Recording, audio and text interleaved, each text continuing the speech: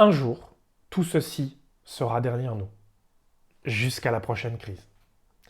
Sans être pessimiste, je suis convaincu qu'il est raisonnable de penser que nous aurons des pandémies 1 à 2 fois par décennie dans le prochain siècle.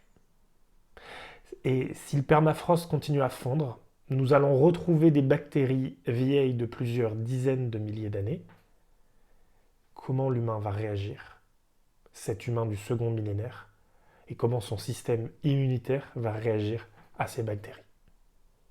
En tant qu'entrepreneur, ma responsabilité passe aussi par l'impact que j'ai dans la société et sur cette planète. Est-ce que je suis là juste pour faire du chiffre d'affaires et du bénéfice sans me soucier de mes conséquences? Mon avis, c'est que non.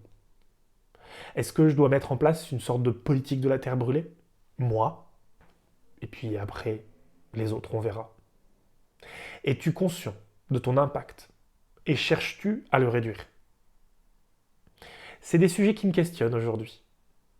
Dois-je repartir comme avant, c'est-à-dire conscient de mon impact, avec une action modérée? Ou dois-je mettre au cœur de mes décisions de dirigeant, de mes décisions de chef d'entreprise, de mes décisions d'homme avec un grand H, la balance entre business et responsabilité sociale? Pour ma part, j'ai décidé il y a déjà quelque temps de continuer à être dans la transmission et de faire grandir mes interlocuteurs, quelle que soit la taille de leur entreprise. Ça fait maintenant plus de 15 ans que j'accompagne des PME et des ETI dans la structuration de leur communauté et de leur activité. Et aujourd'hui, mon activité passe par de l'animation de communauté, comme par exemple les Freelance Lyonnais ou Hello Someday. 2 communautés d'entraide entre entrepreneurs, une plutôt orientée sur le freelancing et une plutôt côté social media. Et j'essaye d'avoir un impact égal, quelle que soit la taille de l'organisation, du freelance à la grande entreprise, en passant par bon nombre d'écoles, bon nombre de jeunes qui arrivent sur le marché de l'emploi, ou de professionnels qui sont en reconversion vers un autre métier. Et donc j'ai décidé de faire évoluer mon activité en 3 pôles: mentorat, formation et conférence. Point de vue mentorat, j'aide des dirigeants et des dirigeantes à prendre du recul sur leur quotidien. Je suis celui qui rassure et aide à trouver des solutions pour sortir des ornières de la direction d'entreprise. J'accompagne des directions techniques et des DSI dans leur croissance, celle de leurs équipes et celle de leur entreprise, et dans la structuration de leurs outils de production.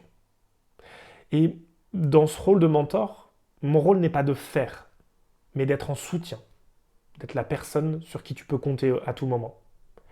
Et c'est important pour moi de pouvoir accompagner ces entreprises et de les voir grandir. La partie formation. Pour moi, la transmission est l'idée de rendre autonome. Je tiens cela de mon père, qui m'a transmis le goût d'enseigner pour rendre libre.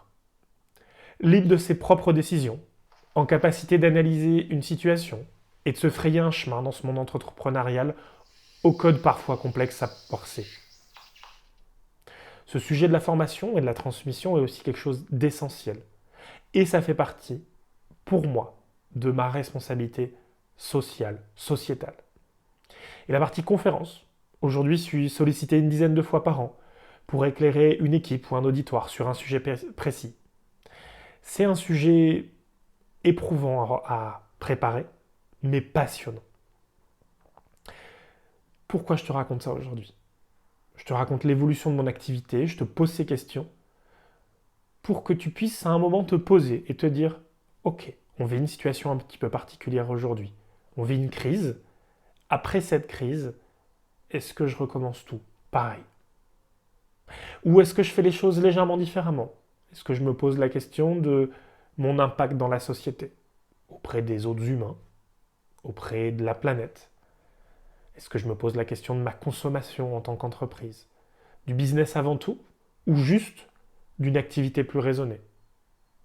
Est-ce que j'ai besoin de tout ce chiffre d'affaires, ou est-ce que j'ai besoin juste d'un minimum, d'une certaine frugalité pour vivre? Et toi, ton activité, comment tu souhaites la faire évoluer? Est-ce que tu as pris le temps d'y réfléchir? Si le sujet t'intéresse, Jean-Sébastien Klein a réalisé une vidéo en miroir et le lien s'affiche en ce moment. Je t'invite à aller la voir et à poster un commentaire. Il réalise des contenus, des vidéos qui sont complémentaires à ce que moi je fais. Une thématique similaire, le même jour de sortie.